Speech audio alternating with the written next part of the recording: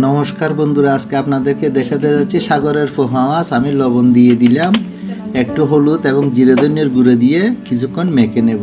আমি হলুদের গুঁড়োটা দিয়ে দিলাম আর একটু জিরে ধনিয়ার গুঁড়ো দিয়ে মেখে নিয়ে মাছটা আমরা ভাজি করব। আমরা একটু মেখে নিলাম, আমাদের সাথে থাকবেন। এটা হচ্ছে সাগরের পোহা মাছ, এটা রান্না করে খেলে অনেক স্বাদ লাগে, তাই আপনাদের কাছে শেয়ার করলাম। আমরা একটা চুলায় কড়াই বসাই দিয়েছি, মাছটা একটু করে ভেজে নিলাম, হালকা হালকা করে আমরা মাছগুলো সব ভেজে নিলাম। মাছটা আমরা এভাবে ভেজে নিলাম। এটা হচ্ছে সাগরের ছোট পোহা মাছ।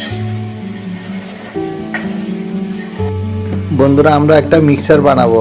এটাতে পেঁয়াজ কুচি, রসুন কুচি, আদা বাটা, রসুন বাটা দিয়ে দিলাম, একটু পরিমাণ মতো লবণও দিয়ে দিলাম, হলুদের গুঁড়ো দিয়ে দিলাম, মরিচের গুঁড়ো পরিমাণ মতো দিয়ে দিলাম, একটু জিরে ধনিয়ার গুঁড়ো দিয়ে দিলাম।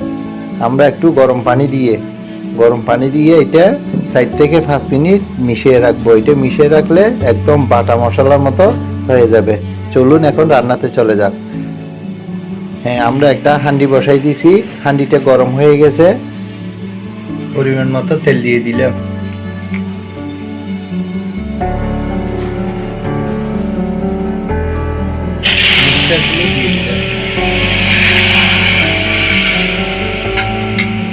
মিক্সারগুলো দিয়ে দিলাম।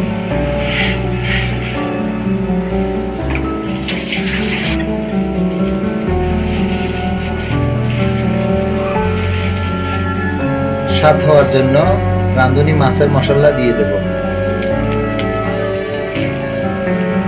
রাঁধুনি মাছের মশলা দিয়ে দিলাম।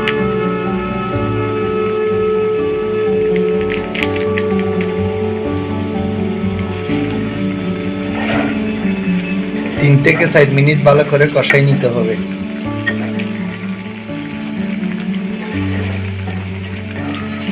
স্বাদ হওয়ার জন্য একটু টমেটো সস দিয়ে দিলাম। এটা আমরা আগে ব্লান্ড করে রাখছিলাম, এখন দিয়ে দিচ্ছি।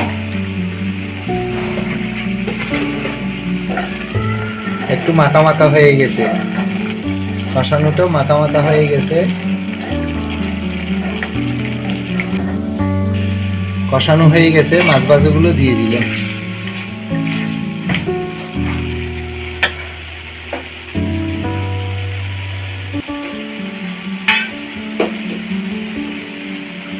একটু গরম জল দিয়ে দিলাম। 10 থেকে 12 মিনিট কষাইতে হবে।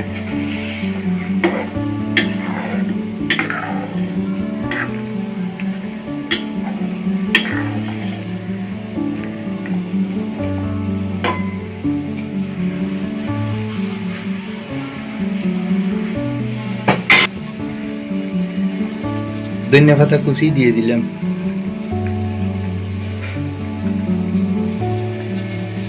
একটু ডেকে দিলাম।